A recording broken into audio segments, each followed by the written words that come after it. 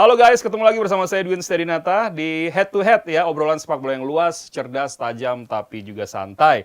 Kali ini kita kedatangan coach yang sudah sangat berpengalaman, sudah pernah memegang tim nasional dan juga beberapa klub top di Indonesia. Siapa lagi kalau bukan Coach RD alias Coach Rahmat Darmawan. Halo Coach. Halo Bang. Coach, Edwin, ya. terima kasih ya Coach ya, sudah menyempatkan waktu hadir. Karena mungkin waktu coach kan juga lumayan sibuk sebenarnya coach ya. Enggak, sibuk main bola. Sibuk main bola fun football ya coach. Yes. Ya? Coach sehat coach? Alhamdulillah baik Bang. Iya, coach kita ngobrol-ngobrol coach seputar saya pikir secara garis besar nanti saya mau kasih tahu edukasi juga ke netizen kalau sebenarnya arahnya lebih ke jangan terlalu menyederhanakan sepak bola karena kadang-kadang mereka tuh terlalu berpikir hanya kalah menang saja gitu ya betul, coach ya. Tidak betul. tahu bagaimana proses menjadi pelatih, bagaimana menghandle 11 isi kepala yang berbeda gitu kan coach di lapangan. Tapi mungkin kita bisa cerita, coach mungkin bisa cerita sedikit dulu coach karir coach yang karena banyak juga yang nanya coach, kan dulu sempat ada di tentara ya coach ya. Kemudian bisa sampai jadi pelatih dan ngambil lisensi itu mungkin kira-kira singkatnya seperti apa coach? Oh iya, jadi saya sebetulnya mengawali karir saya itu memang sebagai seorang pesepak bola dan sepak bola menjadi bagian yang sangat penting buat kehidupan saya ya, karena saya waktu itu bermain untuk satu kesebelasan di kampung, kemudian saya bisa terpilih dari Kabupaten Lampung Tengah untuk masuk tim Suratin dan kemudian mulai terpantau dalam scouting tim PON Lampung dan akhirnya saya ikut mewakili PON Lampung tahun 85. Nah setelah itu usia berapa coach? Usia saya 18. Oh, masih muda sekali. Masih muda 85 ya, coach. 85 dan saya waktu itu menjadi satu-satunya pemain asal Lampung Tengah dan saya yang paling muda di antara seluruh skuad yang berangkat di PON di Jakarta. Dan waktu itu dalam PON itu kemudian talenta saya mungkin terlihat oleh beberapa tim talent scouting dari PSSI dan akhirnya saya direkomendasikan untuk masuk di PSSI Garuda 1 waktu itu. Oh iya, Oleh Coach Halilintar. Nah akhirnya saya berangkatlah ke Jakarta. Nah berangkat ke Jakarta. Itu tapi dari Lampung tuh coach sendiri tuh yang terpilih? Sendiri. Nah kemudian dari sampai Jakarta, kok ya mungkin nasib saya belum bersama tim Garuda. Akhirnya tim itu nggak jadi diteruskan, proyek itu dibubarkan dan banyak pemain-pemain yang akhirnya masuk di Galakarya waktu itu. Ada yang mereka difasilitasi untuk bekerja di berbagai bank atau instansi pemerintah yang lain dan mereka boleh pilih. Nah, akhirnya waktu itu karena gagal akhirnya saya masuk di PPLM, Pusat Pendidikan Latihan Mahasiswa. Itu lulusan dari semua diklat-diklat se-Indonesia itu yang mau kuliah ditampung di situ. Nah, itu akhirnya itu lebih menjadi cikal bakal tim PSSI Junior. Nah, akhirnya saya masuk di situ dan akhirnya saya kuliah di Fakultas Pendidikan Olahraga Kesehatan IKIP Jakarta. Nah, di situ dibiayai. Jadi karena PPLM dibeasiswa oleh BTN bekerjasama dengan Kementerian Kebudayaan dan Olahraga. Dulu Kemenbud ya. Dari situ, nah selesai kuliah.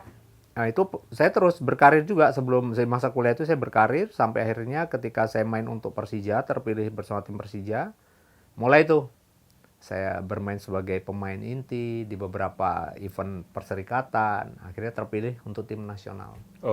Tahun 1997 itulah pertama kali saya terpanggil. 97 apa 87 coach? Maaf 87 ya. Terima kasih. 87 saya terpilih masuk skuad timnas U23 dan hanya 1 tahun saya waktu itu ada di timnas 23. Kemudian saya naik ke tim senior. Cepat juga ya tahun 88. Tahun 88 saya naik. Angkatan saya itu waktu saya Made Pasek Wijaya, kemudian ada Iwan Setiawan. Baru saya mau tanya, karena Coach Iwan Setiawan waktu saya ketemu sempat ngobrol juga pernah serekan sama betul, Coach RD. satu kamar bahkan ketika Merdeka Games di Kuala Lumpur. Ya itu pertama yang bandel Coach RD apa dia tuh? Waduh, dia dong. Dia sih nggak bandel, cuma unik. Banyak usil gitu. Dia nggak bandel, nggak nakal anaknya, tapi usil. Contohnya nih, dia bisa nih karena waktu itu dikasih kebebasan sama Pak Nirwan, kan manajernya Pak Nirwan Bakri Iya. Oh, itu kan udah di Sawangan kan? udah di Persija Sawangan, waktu itu kan? betul. Iya, iya. Timnas, TC-nya di Sawangan. Oh, oke, Ya, oke. tapi waktu Pas itu TC kita Timnas. tahun 89, abis itu TC-nya di Eropa. 2 bulan tuh, di Oh. Jerman sama di Belanda. Nah, tapi ketika mereka game itu memang, ya, saya cerita nih, Coach Iwan sedikit, karena tadi Bang Edwin cerita Iwan ya. Dia itu kan suruh bebas tuh pesan makanan. Itu jadi apa yang belum pernah dimakan di hotel itu, kita tinggal di hotel bintang 5 loh. Semua makanan tuh dia pesan. Nah, setelah itu semua datang makanan, kan kita cuma berdua sekamar. Dia telepon teman-teman suruh gabung ke kamar kita, iya, makan iya. barengan di situ. Nah, pagi-pagi kita kan hujan tuh. Iya. Latihan kita di koridor hotel tuh. Itu housekeeper ngeluarin Bekas itu. Oh. kereta makanan itu dari kamar kita. Iya, Ini iya. makanan siapa yang pesen tuh? Itu contoh aja nih. Jadi ini balik lagi ke cerita. Nah, setelah itu saya masuk tim senior, dan kemudian saya di Eropa itu kebetulan saya mulai bisa masuk dalam skuad yang dipersiapkan dengan sebagai main inti. Oke. Dan itu uji coba terakhir saya cedera. Oh. Uji coba terakhir lawan Bayer Urdingen.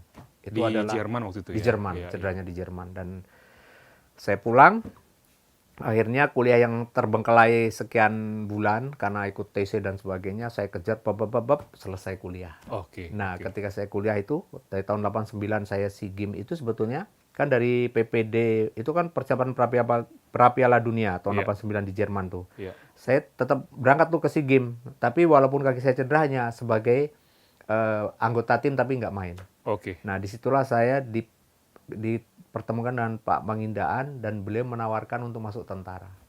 Oh, Iya. asal muasalnya di situ Iya, ya, Coach ya. karena waktu itu bagian dari pembangunan sepak bola nasional dulu kan PPSN. Itu ada Galatama, Perserikatan, satunya PS Abri.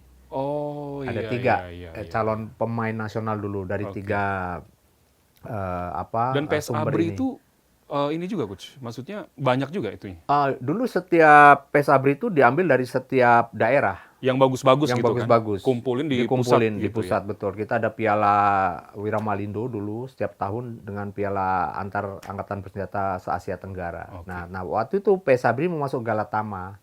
Iya, Nah, iya. Pak Mangindaan punya proyeksi ke depan masuk Galatama, ikut kompetisi, dan pemain-pemainnya mulai diambil. Nah, saya salah satunya satunya, ditawarkan. oh. Saya tertarik. Oke, Saya oke. tertarik, akhirnya saya masuk ketika lulus kuliah tahun 90 langsung masuk TNI. Gitu. Jadi prosesnya itu begitu cepat ya. Sementara posisi saya waktu itu sebenarnya sudah kerja di bank. Oh. Iya. Tapi ada ikatan dinas juga nggak pada saat itu, Coach? Di Ada. Abri itu. Ada. Maksudnya kan terikat kan sebenarnya. Betul, ya, saya terikat, dan saya cukup lama kan di ABRI. Waktu itu saya mengabdikan diri selama 23 tahun. Oh. Ya, pertama kalau Wamil itu diberikan waktu 2 tahun untuk berpikir mau lanjut atau enggak. Iya, iya. Kalau enggak lanjut, ya kita boleh mengundurkan diri. Kalau ikut lanjut berarti kita ikut sekolah pendidikan militer sukarela.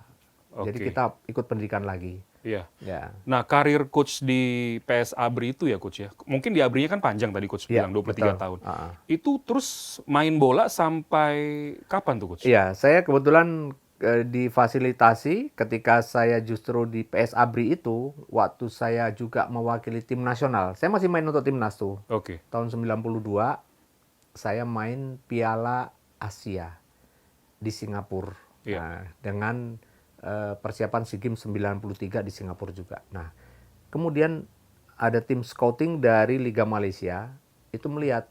Nah, kemudian meminta saya Main di sana. main di Malaysia. Akhirnya karena kebetulan yang minta itu adalah tim Army Force. Jadi angkatan tentara. Iya, Nah, iya, iya. dikasih jadi lebih mudah. Iya. Nah, terus kemudian sekarang problemnya adalah saya sebagai anggota TNI kan nggak boleh main di klub profesional. Iya, iya. Nah, di luar negeri. Tapi akhirnya disiasati dengan cara, oke, karena minta sesama angkatan tentara, dan kemudian ternyata PS Abri gagal masuk Galatama, sebagai bentuk kekecewaan diberikanlah oke. kemudian izin kepada saya untuk 1 tahun cuti tanpa tanggungan negara.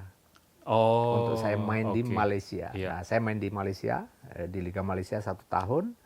Itu saya ketemu tuh lah, mulai dengan lawan Selangor, lawan Pahang yang kebetulan satu Iya, divisi iya. dengan kita. Itulah ketemu Fandi Ahmad main Iya. di Selangor waktu Iya. itu kan ya.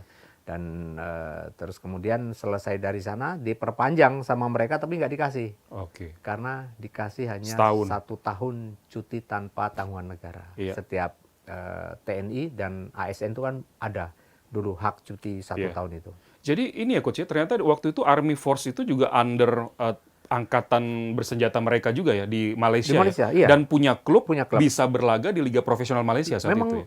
sampai dengan hari ini mereka masih main. Oke. Sekarang mereka ada di, tapi mereka nggak lagi di Liga 1 sekarang, turun di Liga Iya. 2. Oke, nah itu Coach waktu pindah ke sana, apakah memang jalurnya juga profesional yang ditransfer Yes. gitu? Ya. Army Force bayar ke PS Enggak, Abri? kalau transfer tidak. Oh. Tapi dikontrak sebagai pemain profesional, yes. Oh iya, Ya. iya, oke. Tanpa transfer gitu ya? Tanpa transfer. Karena kebetulan memang waktu itu yang saya cerita tadi, ada hubungan kelembagaan yang akhirnya terjadi. Ya. Iya, iya. Karena kebetulan saya ternyata ketika saya dipilih di Singapura itu, ternyata saya anggota TNI. Ah, Nah, iya, jadi iya, akhirnya iya. surat itu larinya bukan lagi ke klub, tapi ke institusi. Oke, nah itu sampai tahun berapa, Coach? Maksudnya gini, secara karir sebagai pemain profesional, Ya. kemudian menjelang akhir baru mulai beralih ke ngambil lisensi kepelatihan dan jadi pelatih. Gitu, Ya, Coach? jadi 92 sampai 93 saya di Malaysia, saya Ya. balik memperkuat Persija lagi. Oke, 93 memperkuat Persija lagi, 94 sampai 95 dengan Persija. ya. Nah, tapi antara kurun waktu itu saya masih bermain juga untuk tim nasional. Ya, Oke. SEA Games 93 saya masih main. Pra Piala Dunia tahun 93 menuju 94 94 ya. saya main. Masih main ya itu, Coach? Masih main, Oke. ya. Kemudian terakhir saya dengan timnas itu 95 ketika menuju Asian Games. Oh. Nah, dulu ada 2 tim, PSSI Garuda sama PSSI Harimau. Iya, iya, saya dengar tuh. Coach. Ya, tim saya diproyeksikan untuk Asian Games. Tapi kemudian di dalam babak Piala Kemerdekaan, waktu itu kita masuk final nih 2 tim, kita kalah sama Harimau, akhirnya batal. Oh. Nah, itu cerita terakhir, akhirnya itulah terakhir saya bermain, waktu itu teman saya bermain yang baru dari junior mau naik itu ada Ansari Lubis, ada Widodo Ceputro, ada Rocky Putirai, Fahri Husaini. Fahri Husaini, ya. oke. Tapi kalau Fahri sebenarnya sudah lama bareng kita, tapi dia naik turun. Iya, Nah, oke. tapi Fahri justru begitu bersinar ketika usia Coach Fahri ini sudah Mau ke 30 kalau mau nggak ke salah. 30 Iya, gitu. iya, Jadi iya, agak telat dia, makanya Iya. nggak begitu lama. Tapi Iya. memang sebetulnya dari junior Coach Fahri itu sudah bareng sama saya. Oh. Dari mulai 23 tuh udah seleksi bareng, terus mulai masuk tim PPD 93 pun seleksi itu ikut bareng. Cuma memang dia waktu itu benar-benar bersinar ketika setelah 96 97 Iya. lah. Ya, nah. Waktu dapat emas di SEA Games itu, Coach RD ada kan di situ kan? Harusnya saya masuk skuad itu, tapi saya memenuhi panggilan pendidikan militer. Oh. 90-91. 91 kan Iya. waktu itu. Iya, iya. Itulah saya Oke. masuk pendidikan militer. Di seleksinya saya ikut 90. Iya. Nah, dan saya waktu itu baru sembuh cedera, tapi saya lolos. Oke. Iya, tapi ketika mau TC, datang surat panggilan saya harus masuk pendidikan. Jadi di situ gagal. Akhirnya 95 pasca saya pensiun dari timnas juga dari Persija 96, Iya. saya pindah ke Persikota. Ah, oke. Masih sebagai pemain. Oke. Persikota main di Liga 2. Iya. Tapi waktu itu karena memang mereka punya proyeksi ingin membuat sebuah tim besar dengan materi pemain yang dari divisi utama. Dulu kan divisi utama tuh kan. Iya. Diambillah banyak pemain. Saya, Noah Meriem, Tiasono Taufik, ya, dari Pelita diambil untuk membangun tim itu. Dan akhirnya kita disebut Bayi Ajaib itu. Bayi Ajaib ya. Betul, saya main sampai dengan 97. Oh. Setelah itu saya cedera yang kiri. Dulu yang waktu PPD yang kanan, yang kiri. Akhirnya saya pensiun dan saya mulai akhirnya ditunjuk menjadi asisten pelatihnya almarhum Haji Andi Lala. Andi Lala. Ya, oke. dan waktu itu dalam proses saya sebagai pemain pun saya sudah mulai sebetulnya merancang untuk menjadi seorang pelatih. Karena Oke. di kurun waktu saya masih sebagai pemain, saya sudah mulai ikut kursus pelatih. Ya, dulu tuh berarti kursus itu juga sudah ada under PSSI ya, Coach? Under PSSI, tapi dulu bukan CBA atau CBA, enggak. Tapi dulu S3, S1, S2, S3, S3, S2, S1. Oh, Iya. dulu lebih ke itu ya, coach S3, S2, S1 itu ya. Oke, betul. oke. Nah, itu coach sudah ngambil tuh ya, Ngambil. waktu masih jelang-jelang mau pensiun itu ya, coach ya? Ya, bahkan saya masih aktif banget ketika saya cedera. Oke. Saya tadi cerita, cedera, kesempatan nih saya ngambil kepelatihan. Nah, saya ngambil. Karena kebetulan kuliah saya kan di Fakultas Pendidikan Olahraga dan Iya. jurusan saya kepelatihan. Oke, oke. Nah, dan saya sih menghindar untuk jadi guru waktu itu. Oh. Karena saya takut waktu saya jadi murid bandel nanti saya dibalas lagi. Kayaknya yang bandel Coach pelatih RD aja. ini dibanding Coach Iwan. Nanti kita ngobrol Coach Iwan ya. Coach, ini kan kita maju sedikit ya Coach ya. Ya. Banyak yang bilang juga kalau Coach ini pengalaman sebagai pelatih itu luar biasa Coach ya. Jadi maksud saya gini Coach, pertama kali megang sebuah tim itu waktu itu tahun berapa, di usia berapa tuh Coach? Oke, jadi ada saya cedera, yang saya tadi cerita cedera, itu kebetulan ada pelatih Bank Indonesia itu Om Haricong. Ya, tahu Om saya Haricong. ya. Itu meminta saya membantu beliau. Oh. Nah, sebagai apa? Asisten pelatih. Dan kebetulan latar belakang saya sebagai mahasiswa dengan background jurusan kepelatihan diminta untuk memimpin selalu pemanasan, untuk mengikuti latihan-latihan fisik. Nah, kebetulan yang pertama kali saya belajar melatih itu di Bank Indonesia, yang saya latih siapa? Asari Rangkuti, Aji Ridwan, Mas senior-senior saya. Dan lucunya ketika itu Om Chong minta saya gabung, mungkin hanya 2 minggu Om Chong pergi ke Aceh. Oh. Dipanggil Persiraja untuk memimpin Persiraja Banda Aceh. Oh. Akhirnya saya megang menjadi full berarti? sementara head coach sementara. Kayak caretaker-nya. Caretaker-nya, dan itu bayangkan harus memberi perintah kepada senior-senior saya. Oh, Tapi disitulah justru belajar ya Coach ya? saya belajar banget di situ. Wah, gimana nih menghandle senior nih, seperti apa. Udahlah, nggak usah ragu-ragu. Yang penting saya sesuai dengan apa yang ilmu yang saya dapatkan di bangku kuliah. Nah, waktu saya kursus. Nah, lanjut di situ. Kemudian ketika saya diberikan tugas menjadi asisten almarhum Coach Andi Lala, saya nggak kaget karena saya sudah pernah merasakan jadi seorang pelatih juga. Nah, disitulah kemudian saya terus berkembang, dan ketika Bang Sultan Harhara menggantikan almarhum Coach Andi Lala di Persikota, saya dikasih kesempatan ikut kursus. Tapi waktu itu bukan ikut kursus, ikut sebagai tenaga observer di kursus lisensi A. Padahal saya belum punya B waktu itu. Oh, iya. oke. Lisensi A yang diselenggarakan oleh PSSI. Iya. Nah, Tahun berapa Coach? AFC tahun tahun 99. Oke. Ya. 98 99. Nah, saya lah ikut kursus di situ, saya 2 orang sama Sabrudin Fabanyo sebagai observer. Nah, di dalam perjalanan kursus ada 2 yang mengundurkan diri. Om Basri, ya. Om Basri PSM? Ya. Oke. Om Basri, saya manggilnya Om karena dulu. Sama satunya lagi saya lupa ya, tapi orang Medan. Saya lupa. Nah, akhirnya kami yang 2 ini diterus ikutkan sampai ikut ujian. Oke. Nah, tapi ketika ujian dilaksanakan, alhamdulillah kami masuk 3 besar nih. Oh, yang terbaik gitu ya? Ya, masuk 3 besar kursus. Nah, Oke. akhirnya dikasihlah sertifikat oleh Federasi? bukan, dari AFC Oh, waktu AFC itu. ya?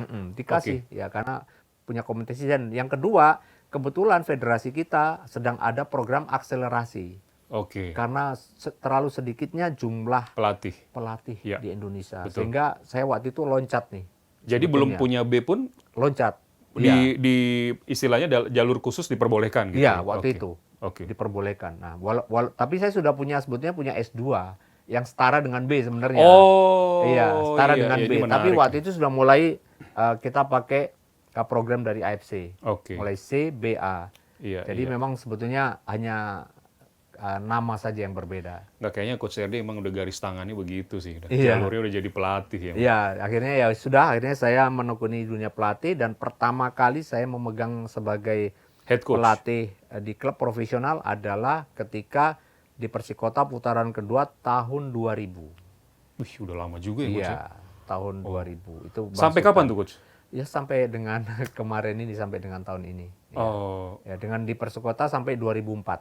Iya itu Ya. sampai 2004 ya Ya, berarti. tapi Oke. naik turun saya. Iya, iya, iya. Karena 2001 masuk Bang Sultan lagi, maaf, saya masih 2001, 2002, 2003. Iya. 2004 masuk, 2003 masuk Coach Heng Wulem Oh, Hank Willems ke ke Persikota. Oh, sempat ya ke Persikota Iya, ya? iya ke Persikota. Oh, oke. Tapi waktu itu prestasinya tidak secemerlang di PSM. Iya, iya, Ya, iya. kita nyaris degradasi putaran 1. Kayaknya saya masuk putaran kedua. Ya, alhamdulillah posisi kita naik menjadi posisi 6. Oke. Terus akhirnya 2004 itu pure 100% saya nanganin full.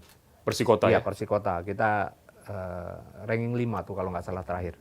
Finish di ranking 5. Iya, itu belum dijadikan satu kan coach ya? Atau sudah ya? Waktu itu sudah satu. Sudah ya? Oh. 2000 tahun itu sudah. Oke. Lalu pada tahun 2005 jadi 2 lagi. Oh, Nah, iya, jadi iya. 2005 saya pindah ke Persipura. Iya, Nah, ini. itulah mengawali saya merantau dari Jabodetabek, kali ini jauh langsung ke Iya. Papua. Nah, ini yang menarik nih coach. Persipura gitu ya. Iya. Semua tahu nih coach bahwa talentnya luar biasa coach ya. Iya. Secara talenta.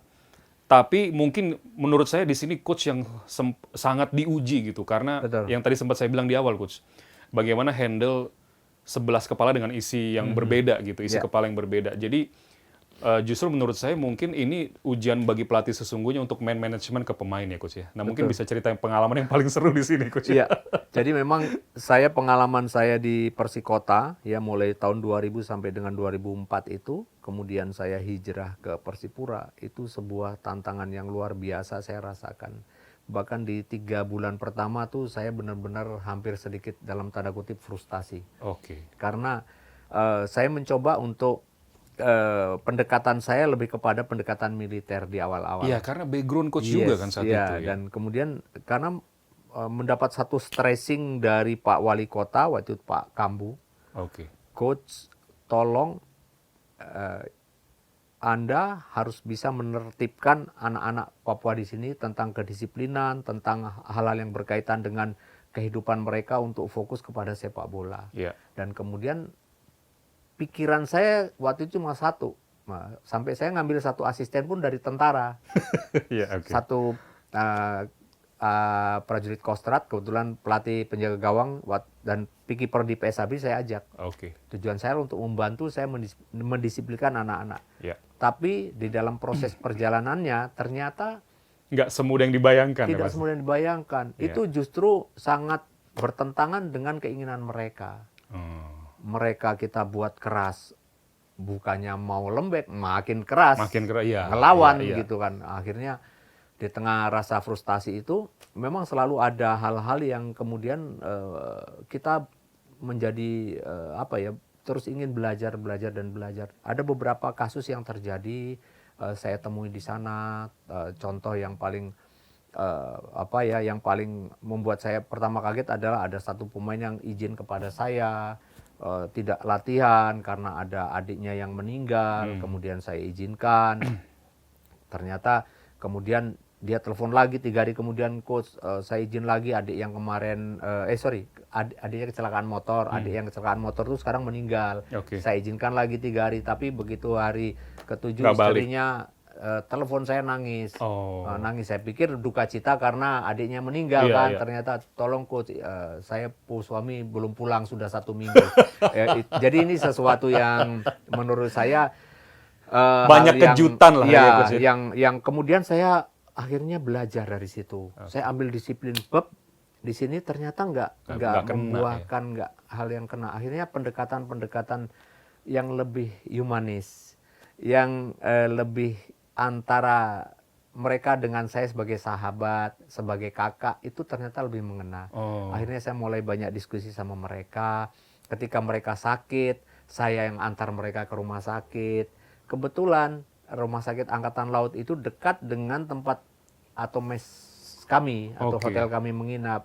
Jadi kalau harus ke rumah sakit provinsi lebih jauh, Sehingga saya hubungan lebih mudah, oke, saya bawa ke Rumah Sakit Angkatan Laut yang lebih dekat. Nah, dari situ akhirnya terjalin satu hubungan yang tidak hanya sekedar antara pelatih dengan pemain, Iya, iya. tapi ada Seperti keluarga malah. keluarga di sana. Terus saya mulai ciptakan suasana yang ya lebih rileks lah, mulai di dalam proses latihan, dalam semua hal yang berkaitan dengan apapun saya ajak mereka diskusi ya untuk membangun satu tanggung jawab bersama. Iya. Jadi jangan punya tanggung jawab yang berbeda antara pemain dengan saya. Betul, betul. Ya contoh yang konkret, ada satu cerita ketika saya pertama kali away, saya main di Jepara dan harus balik ke main lawan Pelita Krakatau Steel waktu itu di ya. Cilegon. Cilegon ya. Itu dengan susah payah saya harus membawa pemain yang dalam tanda kutip kurang sehat. Akhirnya saya bawa dan disitulah saya mulai bangun komunikasi yang sangat intens. Kemudian saya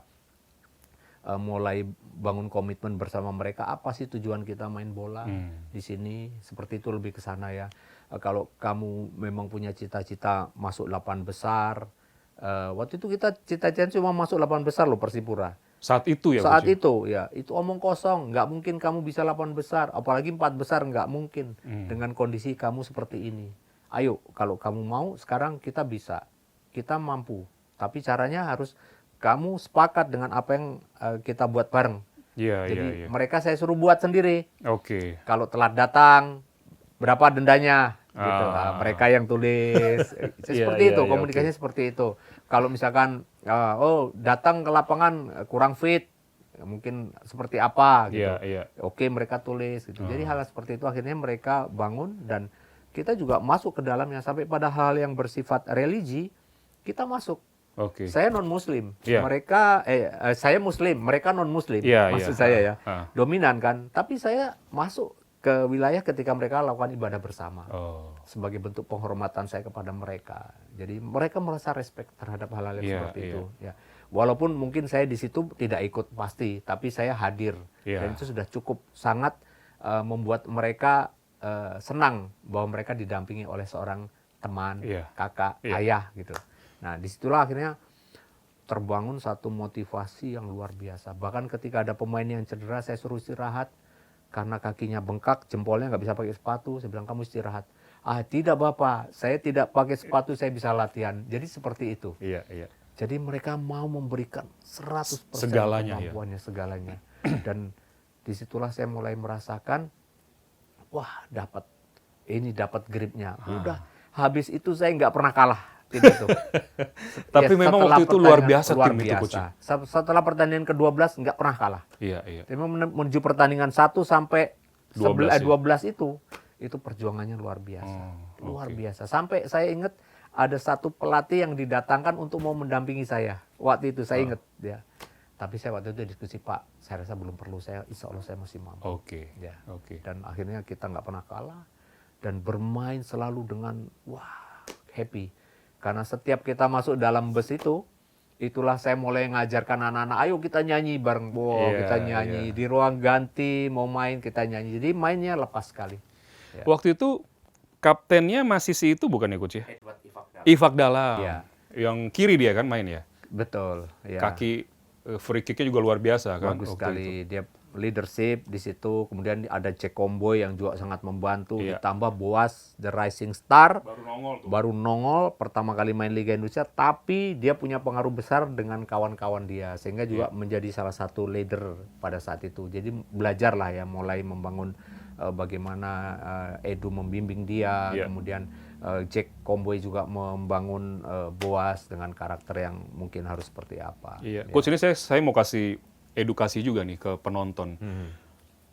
Jangan selalu bahas tactical mulu. Kayak tadi kan saya pikir Coach mungkin ngobrol ke pemain, nggak ada tuh di papan besar begini-begini. Mereka mungkin sudah tahu di lapangan harus gimana, tinggal bagaimana, oke, kita mau gimana main, atau ya mungkin Coach ada pengalaman di situ kan? Oh iya, jadi memang selama saya melatih, semua program latihan setiap pelatih itu bisa sama. Sama, karena kenapa? Contoh lah, mungkin sekarang saya melatih sebuah tim profesional. Sama kok materinya, sama-sama pro license. Itu. Materinya sama, semua bahannya sama. Lalu yang membedakan apa? Nah, yang membedakan kadang-kadang memang di sini bahwa ada sentuhan psikologi. Ya. Jadi psikologi efek yang mungkin jauh pengaruhnya akan lebih besar. Dan ini akan sangat dirasakan bukan hanya ketika kita melatih klub, ketika kita melatih timnas. Ya. Apalagi di timnas itu lebih nilainya. Oke. Karena kenapa? Karena timnas nggak pernah punya persiapan lama seperti di klub. Iya, betul, setuju Coach. Timnas itu kan cuma ketemu, kadang 3 kali latihan. Udah apa yang tanding. mau dilatih? Iya. Bertanding. Jadi lebih apa? Lebih membangun trust, Oke. kepercayaan, membangun psikologi terhadap seluruh pemain dan kita untuk mampu sama-sama bekerja sama untuk lebih mau termotivasi dalam satu Iya. pertandingan. Dan kalau di klub lebih mudah sebenarnya. Oke. Kenapa? Karena day Karena by kita day ya, punya Coach, ya? waktu. Oke, ya. Punya waktu lama, jadi kita bisa mengetahui dengan detail gitu. Nah, ini yang menurut saya ketika kompetisi berjalan, memaintain psikologi pemain itu yang lebih utama dibandingkan hanya memaintain latihan. Iya. Karena semuanya udah tahu kok Iya. ritme latihan. Oh, hari ini kita naik intensitas, besok kita turunkan. Iya, recovery. Ya, nanti kita naikkan, semua sama kok. Oke. Tapi psikologi itu yang membedakan. Nah, berarti benar ya Coach ya kalau kita sering dengar juga bahwa yang membedakan pelatih satu dengan pelatih lain akhirnya ilmu di luar sepak bolanya itu. Oh iya, betul.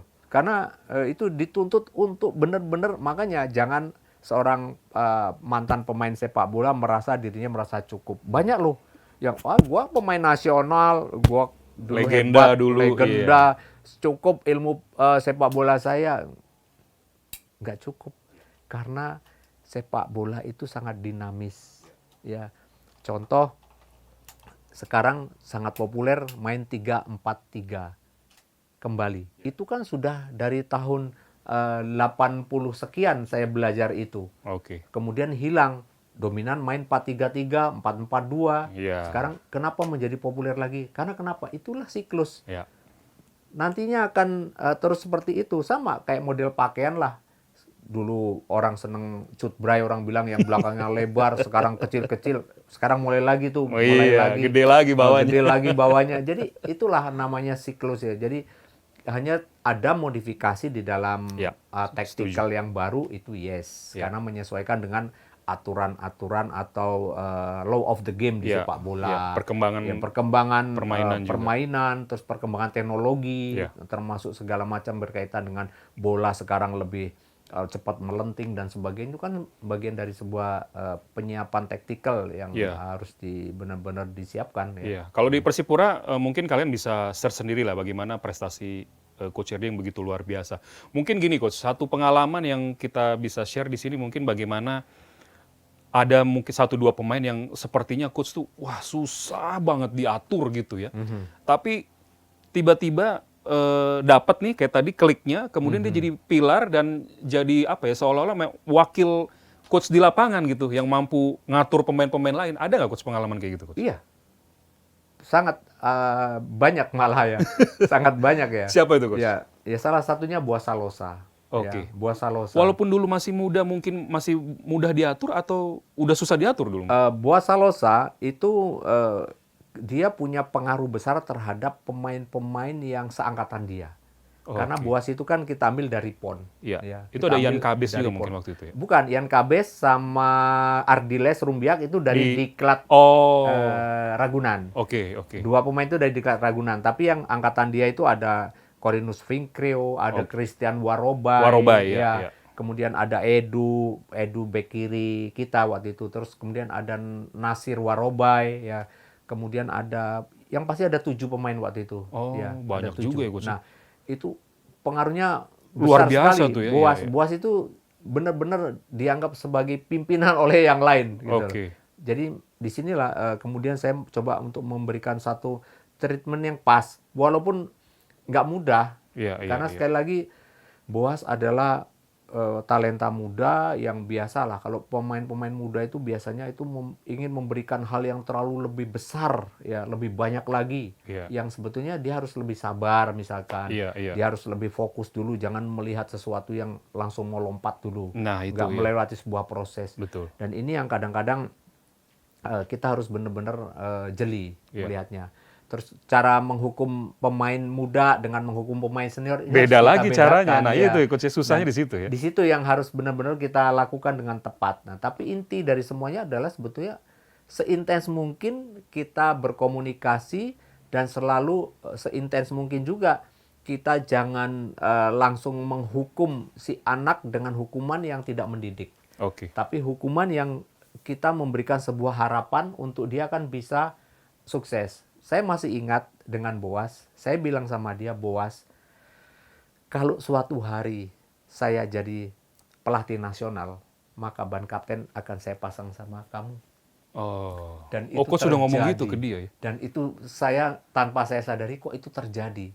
Oke. Di tahun 2000 yang saya mengganti Manuel Blanco, kita mau lawan Arab Saudi. Enggak, saya ingatnya dulu pertama kali coach itu kan 2011 SEA Games. Ya, Nah, SEA berarti Games. kan setelah itu kan. Setelah ya? itu. Megang senior kan waktu Megang senior, tapi caretaker. Caretaker, ya. Caretaker. Saya mau berangkat ke Kirgistan. Iya, iya. Nah, disitulah saya taruh ban kapten sama Boas Salosa. Dan Oke. saya akhirnya bilang, lihat Boas, kamu sudah Iya, layak. Dan hari itu pertama kali anak Papua menjadi Kapten di kapten timnas. di tim nasional Indonesia. Dan itu janji saya sama dia. Bukan karena asal saya janji terus saya penuhi, enggak. Iya. Karena proses yang panjang dan saya lihat dia memang sebutnya punya sikap leader. Oke. Walaupun tentu tidak semua orang itu 100% sempurna. Maradona saja seperti apa. Betul. Tapi dia punya leader ketika dia ada di lapangan. Di lapangan, iya. Itulah kenapa saya tunjuk dia. Oke. Coach, mungkin kita buka sedikit ya Coach ya. Ada banyak cerita yang beredar soal budaya anak-anak Papua yang agak sulit diatur untuk apa ya istilahnya minumnya gitu Coach. Itu Coach pasti nemuin juga kan masalah itu. Ya itu tadi, saya di 3 bulan awal itu, saya sempat mau frustasi. Tapi ketika pendekatan yang saya lakukan, komunikasi yang saya lakukan dengan mereka, akhirnya mereka tidak sulit sebetulnya. Mereka mau mendengarkan ya dan mau mematuhi itu, membangun komitmen itu mau. Oke. Ya. Setelah kita berikan jelasan, kapan kamu boleh, kapan kamu tidak. Oh, Ya. iya. Karena sekali lagi paling susah kalau kita menghilangkan sebuah tradisi. Iya. Itu hampir tidak mungkin. Hampir tidak mungkin, betul. Tapi kalau kita memberikan satu guidance kapan boleh, kapan tidak, Iya. saya rasa semua masih bisa. Dan akhirnya gelar itu kan juga bisa diraih buktinya. Betul, Dengan iya. hal-hal yang tadi Coach cerita itu Betul, ya. ya karena sekali lagi kita tidak bisa mencoba untuk membuat mereka itu seperti saya. Iya. Iya. Ya, atau membuat oh kamu harus seperti saya aja bisa, nggak bisa. Iya. Karena mereka punya latar belakang yang berbeda dengan kita. Jadi kita nggak bisa paksakan itu. Iya. Jadi kita harus tahulah bagaimana caranya kita menghandle kondisi ini. Dan ini yang dibutuhkan sebenarnya. Tidak hanya terhadap anak-anak Papua, enggak. Dengan anak-anak Betawi punya permasalahan yang lain lagi. Ya, berbeda. Iya, oke. Berbeda. Apakah mereka jauh lebih disiplin? Belum tentu. Betul ya. Belum tentu. Iya. Orang buktinya juga ada beberapa yang kita kecolongan gitu kan. Oke. Nah, tapi satu sisi saya tidak sekali lagi mengatakan bahwa overall mereka selalu begini, enggak. Ada yang sama sekali tidak lakukan itu kok. Oke. Ada pemain Iya. gitu, yang tidak betul-betul tidak mau menyenggol barang Sedikit itu. pun ya. Sedikit pun enggak. Iya. Ada gitu. Jadi saya juga nggak mau membuat sebuah Barrier, batasan gitu ya, Coach, ya. batasan apapun. Tapi semua saya buat sama. Dan bagaimana cara antisipasinya, ya tentu ada banyak hal yang saya sudah sering juga ceritakan ke teman-teman pelatih waktu itu gitu, untuk teman-teman kita share. Dan ya ada banyak contoh ya. Dan tadi salah satunya baru Boas, taruh ada juga pemain yang menurut saya bandel, punya potensi bagus, yang saya tetap ajak. Ada Marwal Iskandar karena dia Iya. dari Persikota, ikut saya ajak ke Persipura juga. Iya. Itu saya ngelihatnya oke, di luar rasa apa ya, bandel dia punya satu tanggung jawab besar dan dia punya komitmen untuk dia serius bersama tim yang dibela. Makanya saya ajak bagian dari Iya. squad saya karena saya percaya sama dia. Iya. Karena itu tadi yang guys harus kalian tahu ya, bahwa akhirnya profesionalisme di atas segalanya. Cuma bagaimana sentuhan man management pelatih ini penting sekali tadi yang sudah disampaikan oleh Coach RD soal psikologi dan komunikasi tadi ya Coach ya. Coach, kita melompat sedikit. Setelah dari Persipura kan Coach ke Sriwijaya ya? Belum, ke Persija dulu. Oh ya, ke Persija dulu. Nah, jadi Oke. ada cerita ini. Jadi ketika saya ke Persipura juara, saya kan diminta untuk bertahan dan saya setuju Oke. untuk bertahan. Nah, tapi dalam prosesnya ketika saya di Persipura itu sebenarnya saya sudah punya masalah dengan kedinasan saya. Oh. Jadi ada miskomunikasi. Jadi waktu itu dinas Komandan Korps Marinir Ya. itu saya minta izin kepada beliau untuk saya melatih bukan Persipura, tapi Gresik. Oh. Persegres Gresik. Iya, ya, Persegres ya. Karena kenapa? Pengurus Persegres sudah meminta saya menjadi pelatih.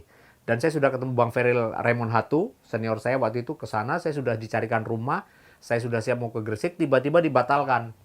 Tidak jadi coach, karena Gresik sudah maunya ngambil yang internal, Coach Widodo waktu itu pertama kali. Oh. Gresik tahun 2005. Oke. Akhirnya saya ke Persipura. Saya tidak izin komandan, kenapa? Karena komandan waktu itu menjadi panglima pemulihan Aceh atau bencana tsunami. Tsunami ya. Ya, Ah. Desember 2004. 2005. 2005.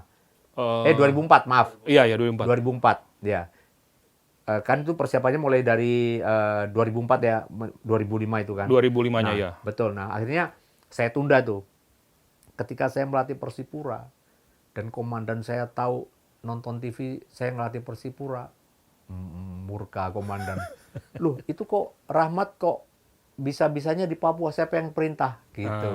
Iya, iya, oke. Langsung saya telepon, saya dibawa provos.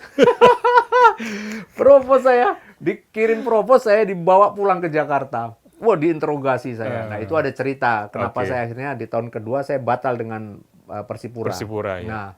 Nah, proses itu sampai kemudian saya dihukum.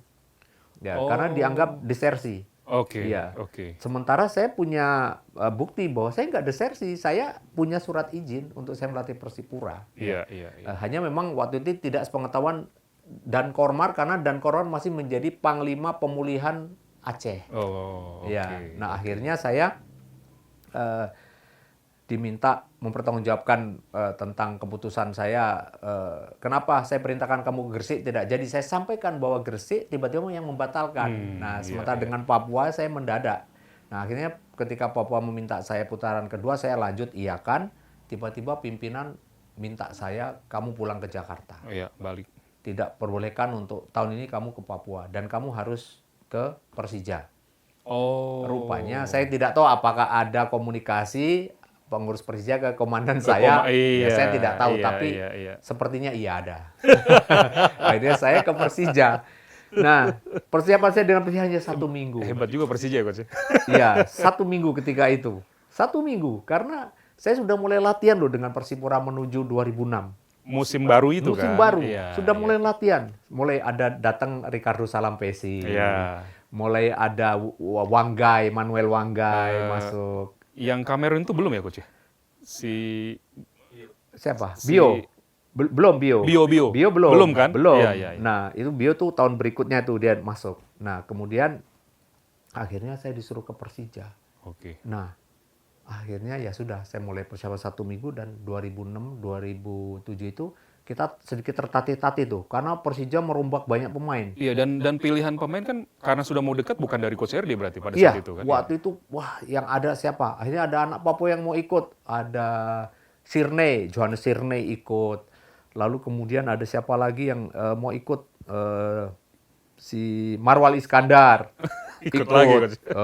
Ke Jakarta lagi. Terus akhirnya pemain asing, Leng Lolo ikut. Iya. Bukan Leng Lolo, Erik Mabenga. Mabenga, Erik Mabenga ya. ikut. Ya, ada beberapa yang kemudian, nah, tapi pelan pasti akhirnya kita mulai bagus di putaran kedua dan kita waktu itu menjadi runner up grup. Dulu kan ada 2 grup tuh. 2 grup ya. Runner up grup kita masuk di babak 8 besar. Iya. Kita gagal di 4 besar grup di Gresik waktu itu. Yang lolos Minahasa sama Pasuruan, saya ingat. Oke. Kemudian kita hanya mendapat juara 3 di Copa Indonesia tahun iya, itu. iya. Nah, tapi setelah itu akhirnya saya baru 2007 pindah ke Sriwijaya. Sriwijaya FC. Itu betul-betul dari awal musim Yes. sehingga saya ingat juga tuh Coach, persiapannya betul-betul matang saat itu ya. 4 bulan kita persiapan. luar Dan biasa, waktu 4 itu bulan. sama targetnya waktu itu juga nggak muluk-muluk. Nah, waktu itu kan dari 2 grup, 2 wilayah mau disatukan nih jadi 1. Iya. 8 dari barat, Jelang Liga Super ya. waktu itu ya 8 dari Timur. Ya. Targetnya kita dikasih tahu, kita yang penting nanti lolos di divisi 1 Liga Indonesia. 16 klub kan. Ya. Ya sudah. Targetnya itu. Nah, tapi karena persiapan kita luar biasa dan manajemen memberikan sangat keleluasaan saya untuk Pemilihan pemilihan pemain, menyiapkan tim secara keseluruhan menyeluruh ya, termasuk hal yang menyangkut tentang besaran bonus, tentang semua hal. Saya jadi posisi saya sudah seperti manajer coach waktu itu. Iya, Walaupun iya, saya iya. pelatih. Oke. Tapi mereka sangat mempercayai hal itu. Nah, akhirnya kita buat satu standarisasi tentang bagaimana pemberian bonus, bagaimana pemain-pemain yang harus masuk ke kita gitu. Nah, akhirnya dari situ kita bisa komunikasi dengan manajer Pak Bariyadi waktu itu untuk Pak harus seperti ini. Akhirnya terpilihlah banyak pemain dan diantaranya adalah The Rising Star Jarahan yang masuk. Zarahan. Ya, kemudian Luar biasa. ada pemain yang lama, ada Renato Elias yang masih kita pertahankan. Kemudian Gamsnya itu udah ada, Coach? belum itu kan? putaran Ya, kedua. oke. Tapi ada Obiora yang kita ambil dari Deli Serdang. Lalu ada Leng Lolo yang kemarin nggak Lolo, jadi ya. ambil di Persija, akhirnya saya ambil. Oke. Jadi asingnya kita lengkapi dan kita waktu itu karena butuhnya gelandang Obachi yang kita ambil orang Maroko. Tapi kemudian di putaran kedua saya pikir banyak banget nih gelandang gitu loh. Saya butuh striker. Carilah striker di Hong Kong. Nah, waktu itu ketemu nih kita ngambilnya sebetulnya tadinya bukan Kayamba, satunya Okosa kalau nggak salah. Daniel Itu Coach ke Okosa. Hong Kong tuh ya? Enggak. Maksudnya cuma Saya ngelihat video-video dan melihat pertandingan, Oke. tapi lewat video full video. Justru ketika saya mau lihat Okocha, kok saya lebih tertarik sama yang satu ini, saya bilang. padahal itu bukan target. Bukan target saya. Sebelumnya Saya ya? mau ambil yang ini aja. Ini coach dia bukan real striker, dia bisa saya bisa gelandang. Enggak, tapi dia bisa striker, saya bilang. Karena dia mobility-nya tinggi banget waktu itu di video itu. Akhirnya saya ambillah kayak Bagam saya pilih. Wah, Ternyata tidak salah. nggak salah waktu itu. Walaupun usianya ketika Nah, itu itu. sudah 36. 33 33. apa 33 Coach ya? 33. 33 ya? 33 dan saya waktu itu lagi-lagi disemprot sama supporter Sriwijaya FC. Oke. Karena dulu kan di media tuh Rahmat jago ngumpul ke pemain tuo katanya. Iya. Karis udah tua dikumpulin, terus si Renato Elias, Ya. terus ini Kayamba untuk apa katanya naruh orang-orang tua di sini. Dia nggak tahu itu. Wah, ternyata Kayamba umur Wah, gila segitu, Coach. Gila. kita tes fitness dia dengan Cooper test nomor 1, tes kecepatan nomor 1, endurance test nomor 1, semua dia nomor 1. Dan memang dia jaga banget ya Coach ya? Wah, Kan itu. dia main sampai umur berapa tuh ya? Dia mengawali dengan saya di Indonesia, mengakhiri dengan saya di Indonesia, mengakhiri di Arema. Iya. Umur Itu kan udah 40 kan Coach? Yes, umur 40 mengakhiri karir dia, 40 lebih malah. Iya. Tapi memang dia banyak memberi inspirasi kepada banyak pemain-pemain yang ada waktu itu di Sriwijaya. Ya. Contohlah, saya dengan Karis, ya, dengan Karis Sriwijaya, saya panggil Karis, kamu lepas dari Bandung ke Persija, kamu lepas. Sekarang saya ambil kamu, saya bilang, kamu ini punya potensi untuk masuk di tim nasional lagi. Tinggal kamu mau nggak nurunin badan kamu. Oh, sempat waktu itu Coach lihat udah agak nggak ideal lah ya? Nggak ideal. Ya. Padahal dia pemain top. Tapi akhirnya dia punya motivasi. Ditambah Kayamba masuk putaran kedua. Wah, dia akhirnya sama Kayamba itu rajin sekali. Dan itulah menjadi contoh banyak pemain-pemain mudanya ikut mereka. Oh iya, itu contoh yang bagus. Contoh soalnya. yang bagus. Iya. Semua ikut pola Kayamba, Karis latihan. Ya. Akhirnya yang tua-tua pun seperti Isnan Ali yang sudah mulai beranjak berumur kan. Coach Isnan. Iya, itu Diomongin ya, semangat Coach. lagi. Loh, Coach Isnan tuh malah sama saya tuh, saya sering jok-jok sama dia. Asistennya Coach juga di Barito kan. Asisten. Iya, Saya iya, bilang, Coach Isnan nih pemain paling cepat. Tidak hanya di lapangan, tapi di luar lapangan. Bercanda dulu, saya kalau bercanda gitu. Coach dia kalau hari fan ini. football dia suka lupa Coach siapa yang diumpan gitu. Umpannya jauh banget Coach. Kita akhirnya kita lepas aja deh.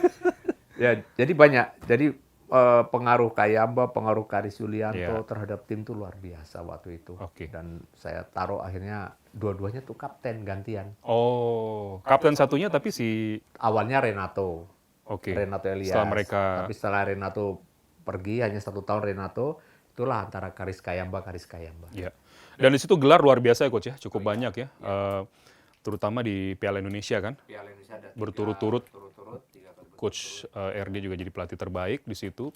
Dan termasuk juara Liga Indonesia juga ya coach ya, sempat ya. 2007 ya. Iya. Dan itu bukan hanya soal gelar, tapi ada kepuasan bahwa cara bermain yang seperti yang saya bayangkan, saya inginkan itu bisa diaplikasikan dengan baik. Iya, iya. Mulai dari Persipura tahun Iya. 2005 sampai dengan di Persija dan dengan Sriwijaya 2007 sampai 2010 itu. Iya, ya saya pikir luar biasa lah coach jam terbang yang coach sudah laluin ya. Maksudnya dengan berbagai macam karakter.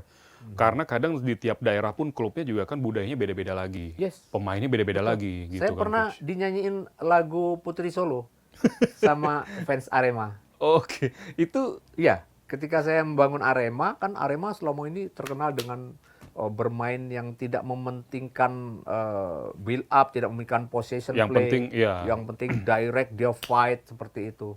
Saya main plak. Oh, gara-gara itu? Iya. Ini seperti Putri Solo gitu. Bahkan saya di demo pernah kalah di Piala Gubernur. Ya. Itu semua lampu merah di Kota Malang. RD out. RD out. Dulu kan nggak ada media sosial tuh Iya, ya. iya betul. Tapi akhirnya saya bilang sama manajemen, temuin dong kita sama supporter. Wah, manajemen top. Kita difasilitasi, ketemu sama supporter di Batu, saya ingat tuh. Iya. Di satu hotel, ngobrol apa, bagaimana. Saya bilang, ini saya membangun tim, butuh adaptasi dari filosofi yang lama, ini yang baru. Iya. Nah, akhirnya pengertian terjadi, dan mereka mau menunggu, akhirnya kita nomor 2. Oh iya, Waktu iya, itu. oke. Wah, dengan main yang bagus. Dan sekarang Arema mainnya Ke bawah. jadi kan. Ya itu terus awalnya di situ ya coach ya. Iya. Coach rubah kan. ya bukan saya ya, tapi artinya saya Salah mulai satu yang, menaruh landasan tentang fondasi bermain ya. sepak bola yang menurut saya bisa mereka lakukan. Karena waktu itu pemain-pemain saya pemain-pemain bintang, masa saya suruh main direct pass, Iya, sayang. sayang. Iya. Ada Kayamba, ada Gonzales, ada Beto, Oke. banyak sekali. Iya. Nah, terus juga butuh waktu ketika saya melatih Malaysia. Ini Tim.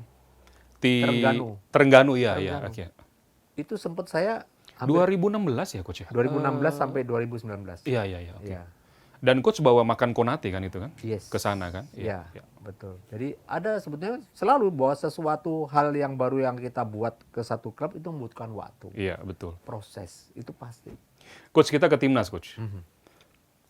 Saya pikir seharusnya waktu itu kita bisa juara SEA Games. Ya, saya bahkan terpukul memang nonton langsung juga. Dan karena kenapa coach? Karena materi pemainnya luar biasa saat Yes. itu. Itu luar biasa materi pemain. Striker-strikernya, Titus Bonai lah, tengahnya ada Egy Melgiansa. Itu menurut coach apa yang membuat kita waktu itu juga sampai gagal lagi di final coach? Ya, jadi inilah pentingnya bahwa masa recovery di satu pertandingan ke pertandingan berikutnya itu menjadi sebuah perhatian buat para penyelenggara kompetisi. Oh, oke. Buat penyelenggara kompetisi, Iya. ya, atau bahkan itu terjadi di multi event seperti SEA Games. Iya. Kan SEA Games itu kan multi event ya, Iya. banyak cabang olahraga yang lain. Tapi selalu SEA Games problemnya adalah membagi waktu dari semifinal ke final. Ya, itu mepet sekali memang. Mepet, itu istirahatnya 1 kali, sementara 1 hari maksud saya. Jadi hari Senin, misalkan semifinal, hanya ada istirahat Selasa, Rabu lu harus main. Sementara di hari Senin ini, kedua tim yang akan bertemu di final ini kan mereka main. Iya. Ya. Contoh, Indonesia main di semifinalnya di pertandingan kedua. Oh iya. Malaysia Iya. main babak pertama. Oke. Dan Ada dia tertolong beberapa jam sebelum ya? Dan dia tidak ada perpanjangan waktu. Oh. Kita pakai perpanjangan waktu dan kita waktu itu hujan. Iya, iya. Hujan. Lebih berat. Sehingga berat lagi. Istirahat 1 hari, saya ingat ketika masa istirahat di sini, pemain yang rencananya saya mau ada buat latihan, bukan latihan sih, stretching dan ekstra buat yang nggak main, itu bangun aja susah. Karena dia nggak tidur, saking capeknya. Ini di sini akhirnya saya buat di match day, di match day-nya itu, pagi saya baru mulai ngumpulin anak-anak lagi. Saya buat biasa meeting, tapi sebelumnya saya buat mereka kasih motivasi nyanyi lagu-lagu perjuangan yang kita dapatkan pada saat itu ikut pendidikan semi kedisiplinan militer di Kopassus. Dan itu saya buat untuk anak-anak supaya bangun. Tapi memang tidak bisa untuk menutup letihnya. Iya, kelelahan itu ya, Coach. Ya, letihnya partai semifinal Oke. kita lawan Vietnam. Ya. Yang sementara Malaysia menang dengan mudah melawan Myanmar di pertandingan pertama. Sehari pertandingan sama, jamnya berbeda, lapangannya berbeda, yang satu kering, yang satu hujan. Iya. Maka impact yang hanya 1 hari itu kurang. Iya, Tapi iya. kalau 2 hari saja waktu itu istirahatnya, kan rumus recovery itu kan sebetulnya 2 kali 24 jam itu baru kita bisa balik lagi ke performa kita. Walaupun itu masih kurang, makanya kalau sekarang rata-rata kompetisi kan 3 hari minimal biasanya. 3. Ya. 3 kali 24 jam. Ya. Nah itu, makanya itu yang membuat kita benar-benar habis. Nah kenapa saya katakan itu? Mungkin masih ingat kejadian kita main lawan Malaysia, babak pertama kita unggul, lalu dibalas 1-1.